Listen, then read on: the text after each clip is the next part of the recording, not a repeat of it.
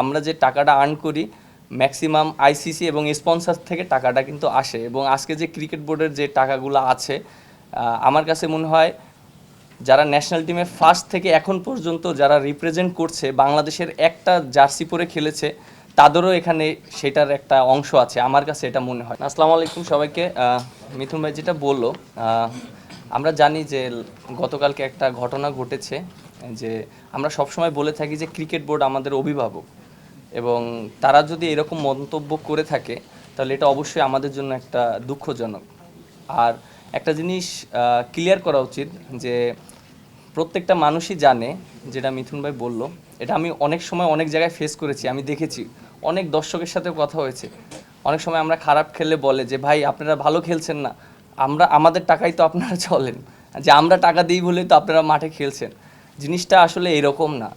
আমরা যে টাকাটা আর্ন করি ম্যাক্সিমাম আইসিসি এবং স্পন্সর থেকে টাকাটা কিন্তু আসে। এবং আজকে যে ক্রিকেট বোর্ডের যে টাকাগুলো আছে, আমার কাছে মনে হয় যারা ন্যাশনাল টিমে ফার্স্ট থেকে এখন পর্যন্ত যারা রিপ্রেজেন্ট করছে, বাংলাদেশের একটা জার্সি পরে খেলেছে, তাদেরও এখানে সেটার একটা অংশ আছে, আমার কাছে এটা মনে হয়। কারণ প্রত্যেকটা মানুষের কষ্টের বিনিময়ে কিন্তু আজকের যে ক্রিকেট বোর্ডের যে টাকা আছে, প্রত্যেকটা মানুষের হক আছে।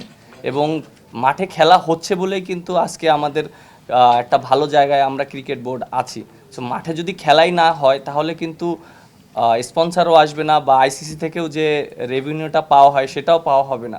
বাট আমার কাছে মনে হয় যে আমাদের এটা শুধু ব্যক্তিগত না, এটা প্রত্যেকটা ক্রিকেট ক্রীড়াঙ্গনের জন্য এটা একটা লজ্জাজনক। আর আমার কাছে মনে হয় যে যে উনি যে মন্তব্যটা করেছেন, আমি জানি না উনি কিভাবে করেছেন, বুঝে করেছেন না না বুঝে করেছেন, আমার কাছে এটার কোনো ব্যাখ্যা নাই, তিনি এটা ভালো জানেন।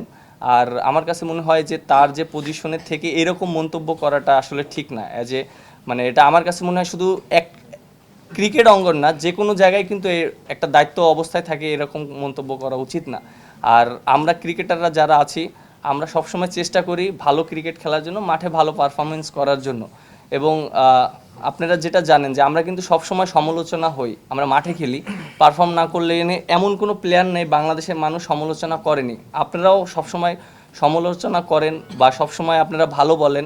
বাট আমার কাছে খুব ভালো লাগছে যে আপনারা আমাদের এখন যে আমরা যে স্টেপটা নিচ্ছি, আপনারা আমাদেরকে সমর্থন করছেন, এই জিনিসটা আমার কাছে খুবই ভালো লেগেছে। এবং আরেকটা ইস্যু নিয়ে কথা বলতে চাই, যে প্রত্যেকটা মানুষের জানা উচিত যে আমরা যে আর্ন করি, আমরা কিন্তু আমরা মনে হয় বেশি ট্যাক্স দিই। হ্যাঁ, আমরা 25 থেকে 30% ট্যাক্স দিই। দ্যাট মিনস আমরা কিন্তু সরকারকে কিন্তু টাকা দিই। এবং অনেকের ধারণা আছে যে সরকার থেকে মনে হয় আমাদেরকে টাকা দেয়, সরকার থেকে আমরা টাকা পাই না। আমরা সম্পূর্ণটা ক্রিকেট খেলে, মাঠে ক্রিকেট খেলে সম্পূর্ণটা আমরা ওইভাবে টাকাটা পাওয়া হয়। এই জিনিসটা হয়তো ক্লিয়ার করা হয় না, আমাদেরকে অনেক ধরনের ভুল বোঝানো হয়। সো এই জিনিসটা সবার জানা উচিত।